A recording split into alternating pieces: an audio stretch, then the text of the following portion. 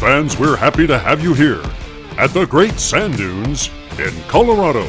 And today marks another 2 groups that will be doing exhibition races. This is Richard Gere, along with my co-host, Aaron Take. My name is Aaron Take. I just said your name, Aaron. Well, you got to say your name, and I wanted to say my name. Indeed you did. Tell us who's racing, Aaron. First up is Deuce, driving that Ford Raptor. And take a look at the front to rear weight difference. He's really aft heavy.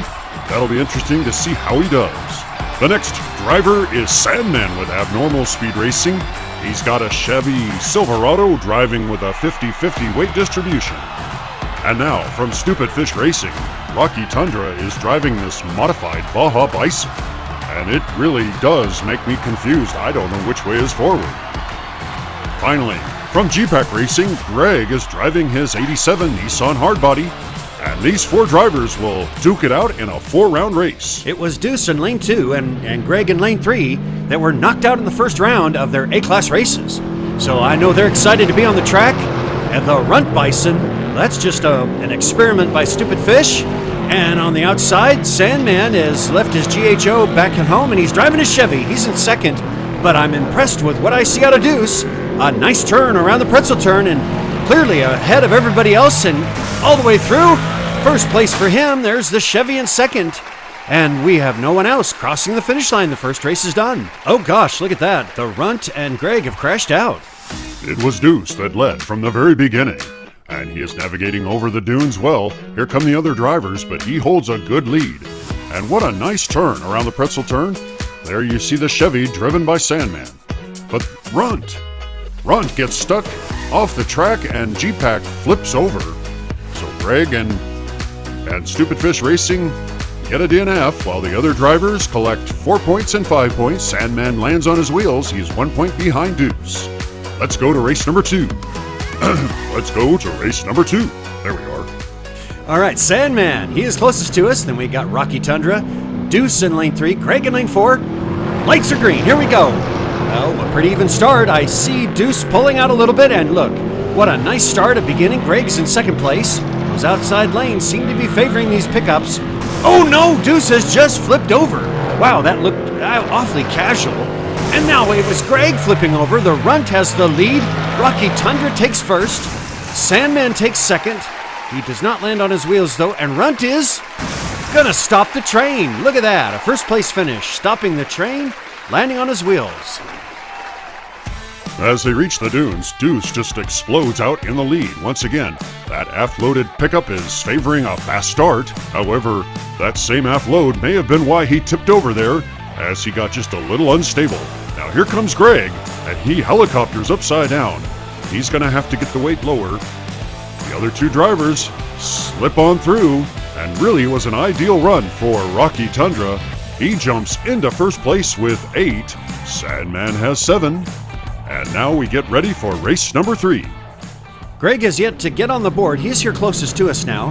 And again, as was mentioned in the last race, the weight is just a little too high, and so he's more apt to tip over, but he's not a slow guy. He is out there, but you gotta credit Deuce from Sinister Racing to Sinister Racing as he just tackles the lead like nobody's business. Here comes Greg, but he's a far cry in second. Deuce has spun around. Okay, he did not make the jump. Second place was the Runt Bison. There's third for Greg, fourth for Sandman. By the way, the train is not in place, and so there are no negative points. That's right, no negative points in this race. However, once you get onto the half pipe, it is so critical to keep that nose forward. And we're going to see here the Runt Bison jump the track. And there you see him do it. But he does manage to keep that nose forward and stay ahead of Greg for second place. All 4 drivers finish the race, and the times are looking good for Deuce. But he is still, after 2 first-place finishes, he is 2 points behind Rocky Tundra. Sandman is not out of it either. Let's move on to the last race. Well, Deuce is here closest to us. He has jumped out in the lead after every start. I would not be surprised to see him jump out ahead again. There he goes. And he's got a very sizable lead over the other drivers so far.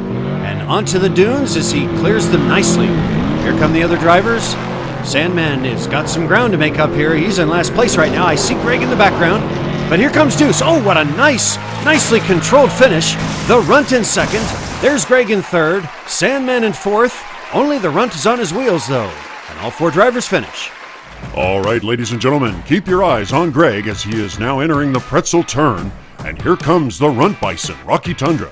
Now, as they hit the valley and go around the rock, you'll see the Runt Bison pull ahead. This is important because Rocky Tundra continued to maintain control. Now, there you see a great job by Deuce, but Rocky Tundra clears the jump, lands on his wheels, and those 4 extra points means he wins by 1 point over Deuce. Congratulations to Rocky Tundra, and now let's go to commercial break. Hey, race fans! You're probably sick about hearing this, but the Gravity Chaos Rallycross event, it is just a couple days away. We're excited to share it with you. Let's meet the drivers for the next exhibition race. And fans, all of them are driving 1973 J10s. This is Wes Cosin from Miniature Car Racing. And next up, we've got Shoddy, and he is with the Neckel Racing team. Now keep your eyes on the front to rear weight distribution and the total weight of each of these Jeeps. Next up we have Ray Lewis with FSTC, and look at that front to weight rear distribution on his Jeep. And then finally, Chaos with Chaotic Racing had trouble in the time trials. Yeah, he sure did, and we want to explain. So on the inside of each of those tires is a wheel nub, and it's like a half circle. Well, his were hanging low enough that they were catching these rocks here on the upper part of the course. So we trimmed them off, and he is ready to race. Right now, it looks like Chaos has the lead. That seemed to help him. He's got a very fast start, and look at him go. My goodness, he's way ahead of the others so far. If you looked at the front to rear weight distribution, Chaos had one of the most aft-loaded pickups. He takes first place. And there's Scotty in second, and I don't know what happened to the other 2. Oh, Ray Lewis had trouble in the dunes. It was Chaos that rocketed way ahead of the other drivers. Wes Cosin popped a wheelie and just crashed on the exit of the pretzel turn, and Shoddy just about lost it coming onto the halfpipe. Now he does manage to gain control and pass the finish line, so he takes second place. But the winner of race number 1 was Chaos. He drove on the edge, landed on his wheels, and has the lead with 6. Shoddy has 3. Now let's go to race number 2. So folks, if you are interested in learning how each of these trucks varies in weight and weight distribution, you can go back to the beginning where we introduced them. And it's important to know how they're handling the track.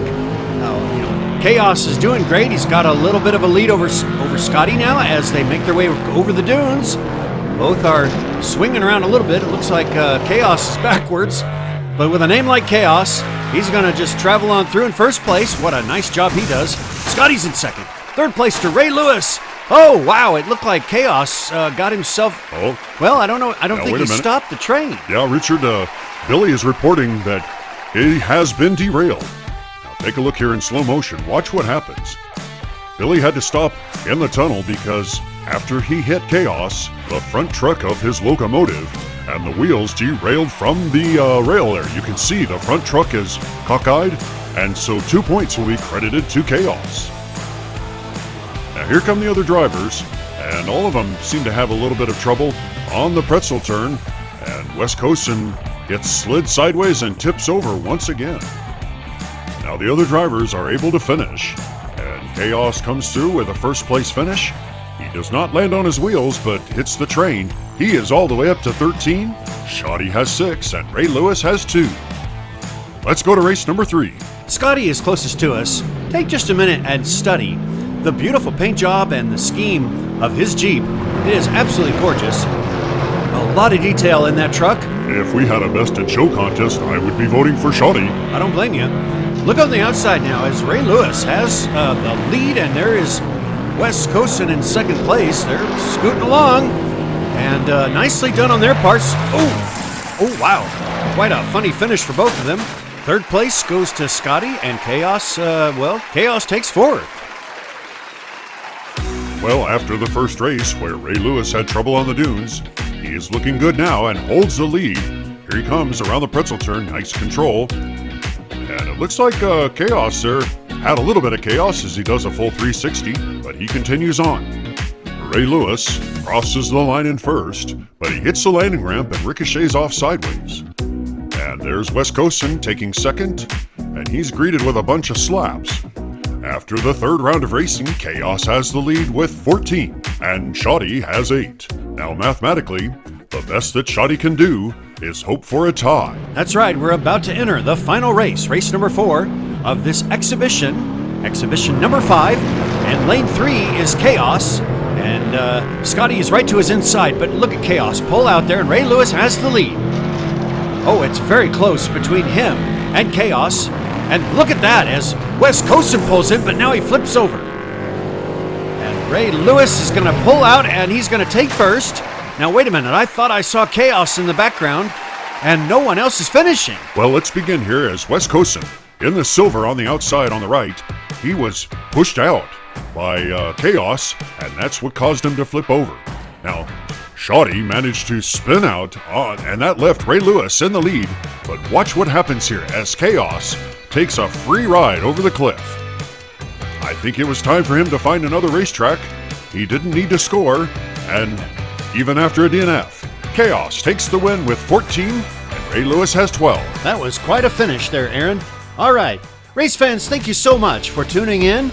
We've been showcasing some exhibition races and giving our builders who were knocked out early a chance to have some more airtime and race down the dunes.